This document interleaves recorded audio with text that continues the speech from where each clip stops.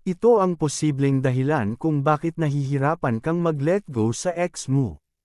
Una, takot kang maiwang mag-isa. Nakakatakot nga namang i-let go ang partner lalo na at ikaw lang naman ang maiiwang luhaan. Pag nag-iisa ka na lang kasi wala ka ng karamay lalo na sa mga sitwasyong mahihirapan kang i-handle.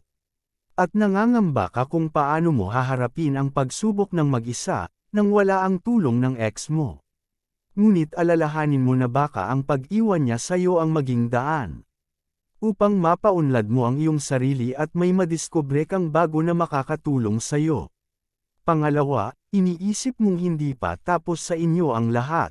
Minsan may mga taong nahihirapang mag-let go dahil nararamdaman nilang mayroon pang suliraning hindi neresolba at yun ang hindi nagpapatahimik sa'yo. Natural lang naman na wakasan ang isang relasyong walang patutunguhan. At maaari mong wakasan ang anumang kaugnayan nyo ng ex mo sa pamamagitan ng pagtanggap sa sitwasyon at mag-move on. Pangatlo, takot mabigo. Maraming mga tao ang kumakapit pa rin sa mga ex nila dahil takot silang mabigo.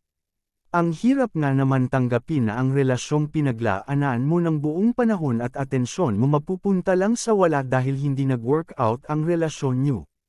Subalit isipin mo ring baka ang pakikipaghiwalay mo ang maging daan upang makakilala ka ng taong higit na babagay sa iyo at pahahalagahan ka ng husto.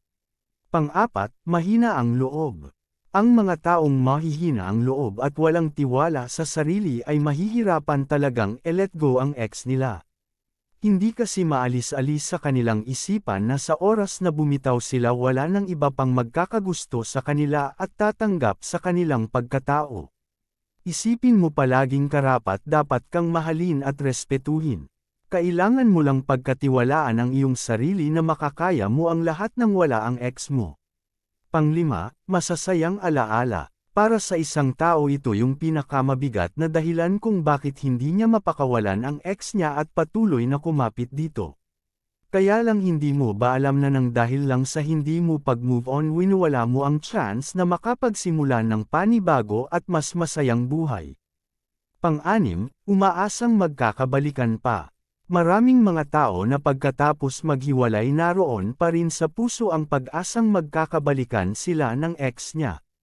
Para kasi sa kanila pupwede namang magsimula ng panibago at sa pagkakataong yun mas magiging masaya at matatag na ang kanilang pagsasama.